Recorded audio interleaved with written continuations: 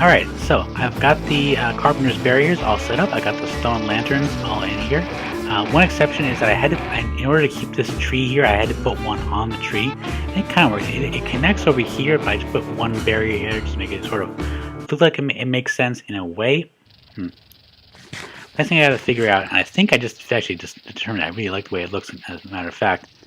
I kind of like you get a little bit of bobbing effect because it goes down so much. I tried out a couple different textures for what to put in the carpenter's barriers. First one I tried is the redwood bark. I don't really like it very much. It looks too clean. It looks a little bit like, you know, it kind of like you took a twig off of the redwood tree and put it on a stick, but I don't like it as much. It just doesn't really work for me. The redwood planks, similarly, I'm not a fan of this kind of pinkish orange. It looks a little bit like tiger stripes, but it doesn't work with this. Then actually by accident, I did this. I took oak blocks, oak wood blocks, where did I put them? There. These oak wood blocks, and depending on which orientation you put them, you get this wonderful, like, I don't even know what to call it. On one side you get this effect. On the inside you get, it's like a cross section. This looks really, really nice. A very rustic effect. This is what I'm going to go with. So let's see how this looks. Now I believe it depends on which angle that you put it in. See, if you go like, I think if you put straight on, it goes like this. Yeah, that's what I want. That is exactly what I'm looking for. I love the way this looks.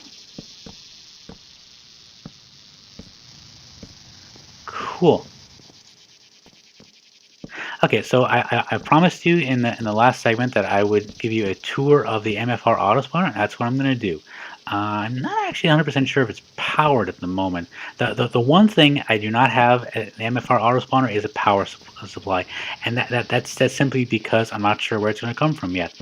I'm thinking about having Trionis hook it up to his his solar panel system over in Spawn, or possibly once he works on a power plant. Yeah, I like the way it looks. You come in here, you get this, and you see all the big trees. I like it. Especially at night, this is going to look sweet. I'm not convinced about this tree, but for the moment, it came with the area, so I got to keep it as it is. At least for the moment. I did clear out a few of the trees here near in Spawn, next to my area. I gotta eat something. I'm starving again. I've got a freaking garden, but I haven't really had a chance to harvest the garden in a while. Fortunately, there's a lot of stuff around Spawn you can eat. Just pick berries off the bushes. And the funny part is that I think a lot of these are eventually going to go away because of what I'm going to show you upstairs. I was able to get this thing finished. Okay, first thing, last time you saw this, I think I had some of the pieces built. I think it is. I don't think it's the first time I'm showing this to you. So if it is, I apologize. I also apologize for eating and walking, but I was really hungry. So what I did was I took cobblestone and I made multiple textures on it. People have been commenting that they really like the shape of it. Even though it's not as interesting looking as Trionis' blacksmith here, it's simplicity and yet it's also complicated at the same time. I like it. On the top, I thought about using this as dark wood from Natura, but I decided to go instead with the bloodwood. I wanted it to be a little bit different, and also because this is an auto spawner, it's a place of death. So I wanted to go through and do that. Let me just give you a tour. I'm going to go from the bottom up. And by bottom, I mean bottom. So here I have Mark II, MFR Auto Spawner and Harvester Tower. The Mark I was the one that I used in my Attack of the B-Team series. So let's go down into the basement, shall we? I decided to build this thing after a while. Once again, I needed to access all the plumbing and wiring and all that stuff. Oh, it is powered, nice. But the floor is actually sky stone. I thought, well, why not use this thing for something? It's not really much useful for anything else other than making chests. So it looks kind of nice. It looks almost like poured concrete. For some reason, if you look at it at a certain angle, I think it's because of the orientation. It looks like there's like a striation here, which I kind of like. It almost gives this place like a cracked look. Plus, it lines up directly with this thing, my sludge boiler. I put it behind glass because if you're too close to this thing when it's in operation, you will get poisoned. So over here, I've got Warning, sludge boiler is toxic when in operation. I've put as many warning signs and instructional signs as I could because I'm aware most people are not as familiar with MFR as I am. I played with this mod for quite a while in several different series. So basically, this is the input section. You put the sludge into here. Here's the export, and you get all the stuff: soul sand, dirt, clay, and if we're lucky, some mycelium to play around with. So that's the basement. I'm not going to go into too much detail as exactly how I wire this up because it's really complicated. I don't have a lot of time, but suffice to say, I used mechanism cables, universal cables from mechanism, as power source because I like the fact that they actually increase in capacity the more you use them. So, for example, if you have two basic cables to each other, that actually makes a 400 400 RF per tick instead of, because if you had one, it'd be 200. It's actually cumulative. But the downside is if you wanted to make a lot of power go through a short distance, you really can't use basic cable. You have to use the more advanced stuff, which I don't think I can make at the moment. But this basic stuff is fine as it is. If it works for Trialysis system across the street, then it's fine for in here. So on the first floor, I think I have before actually. So I've got two breeders. I've got a rancher over to the side, which drops into there. I've got two barrels for eggs and wool, what the rancher is going to be automatically picking up. It doesn't seem to be picking up the eggs here, which is kind of strange, but that's fine. I get enough eggs from the rancher as it is. At least I'm pretty sure I do. You see here. I'll have to look in that, because I thought the rancher's job was to harvest eggs. I have to switch the settings for it. Sorry, I got almost all these tools on me. Not rancher with that.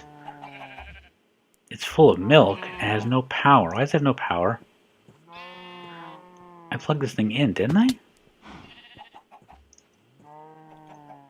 Yeah, that's... Wait a minute, did I... Oh! That explains it. It's missing a piece. Sorry about that. This place is nearly finished. I am literally missing one piece of cable. I'll put that in off camera. And once that's done, the rancher will be working normally. I actually decided to use glowstone nooks here as a light source. I thought about using cage lamps and all that kind of cool stuff, but it just seemed too much of a pain. Plus, there's a problem, I think, with Project Red Illumination. I'll get to that in a minute, but apparently you can't actually craft this stuff, even though it's actually in NEI. I have no idea why that's there, but close enough. Oh, I have the same problem I have with the Attack of B team. When the fans upstairs are active, you actually get pushed downstairs if you're standing in certain places. So this is me moving by fan power alone. So I use mechanism cables. I also use extra utilities transfer pipes. Basically, I just use liquid and item transfer nodes attached into chests here. I thought I would have to use more crossover cables and that kind of thing, but as it turns out, I really didn't have to. Oh, that was fortunate. So, next floor. I'm not getting this thing to work.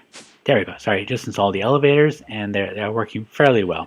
Here we go. We have Skystone and Fused Quartz Autospawner. This thing is a 9x9x6, which I think is actually large enough to spawn gas. So I'll have to experiment with it. I haven't done a test myself. That's why I made it out of Fused Quartz, because this stuff is technically blast proof, or blast resistant at least. So what you do, according to my Autospawner tower guide, which you can peruse at your leisure, and yes, I did actually make this thing myself, you have to go up to the second floor. Warning, just because Fused Quartz is blast proof does not guarantee that explosive mobs are safe to hug. Very good safety advice. What you do, we've got Blast Shield here. And what that is 5 basic drawbridges, which are camouflaged as Skystone here, with and they extend across this way. The fans are open blocks fans, obviously. They're and they're turned on and off via the redstone wire from Project Red, which I really am starting to love it because it's a superior way, as far as I can tell, to deliver redstone signal, which is useful, but also a pain. And I'm not very good at redstone anyway, so any help I can get, I appreciate. This is the same that I had at the Attack of the B team. I have a whole line of fans pushing this way, and 2 fans over here back in the back pushing towards the middle, which is very useful because these things can actually get stuck in the corners. That's a necessary thing. Plus, I have to keep the blast shield closed because the area in the middle is technically a mob trap. Stuff will spawn in there and get grinded. So far, all I've really done is Enderman. So I've got ender pearls here, which I need to make a lot more reusable safari balls, which I'm calling here Pokeballs. So far I've got creepers, blaze, spider, skeleton, witch, and I've got the enderman over in that thing.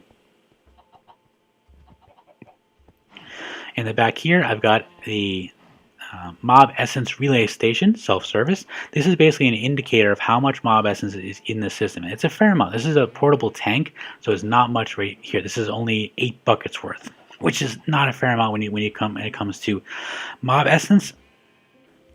So people can, when they're over there, can look over and see how much is left in the system. If it's empty, I recommend they go downstairs and breed more animals, or look into this chest, and you have an XP extractor and buckets from MFR. Those you don't know how to use it, all you have to do is put the XP extractor in your inventory, assuming you have space, like I don't. Put the XP extractor and the 2 buckets in your hotbar. Hold down on the XP extractor until all the buckets are filled, assuming they don't glitch like that, and then just drop them into the tank. And for best results, I recommend using levels 15 and lower. It just has to do with the way that the levels increase in the amount of XP you need to gain them. Level 15 and lower are the ones that are most efficient. Mobs are grinded in the back, and their drops are deposited over in this chest to your right. And I'll put this little cable here. This is kind of cool.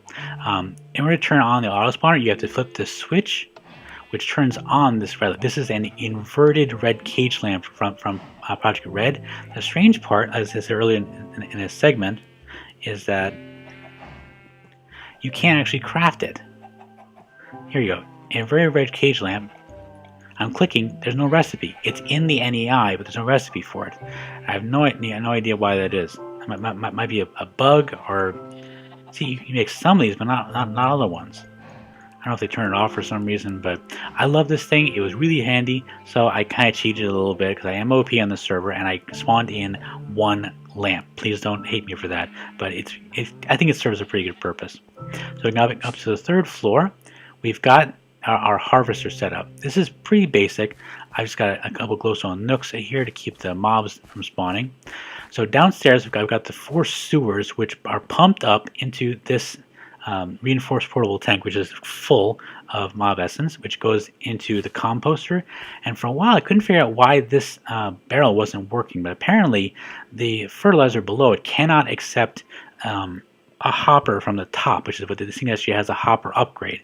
See, structural upgrade 1 is in it. So this thing actually acts as the hopper. What I had to do was take an item node and attach it on the side, so it will accept things from the side at least.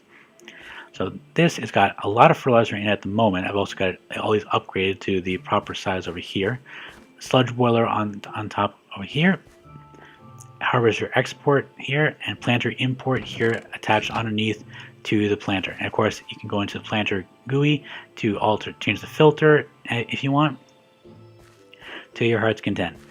One thing I do mention in my tower guide is that you do need to monitor the sludge content in this tank. I actually need to make a bigger tank in here, because this thing fills up very quickly when you're harvesting trees. When this thing is full, please take a crescent wrench or similar and take it down to the boiler and just boil the sludge out. We don't want to waste any sludge there. We can get some valuable blocks out of it. So yeah, this is pretty much the Mark II MFR Autospawner Tower and Harvester. The guide is available, and right now there's only 1 copy of the guide, so please don't take it. Just leave it here where it says guidebook. And I need to get rid of this damn thing. Unfortunately, I don't know if anyone's in Domcraft. I don't know if they want to keep that, but I want to get rid of that thing. So yeah, I think I've got quite a lot done here, and getting on the hour mark at the moment. So this has been Kankadia for Trionis' Bevo's Tech Pack server, and we've got ourselves an MFR Autospawner, and the bridge is now open, minus the trolls. So I'll see y'all next time.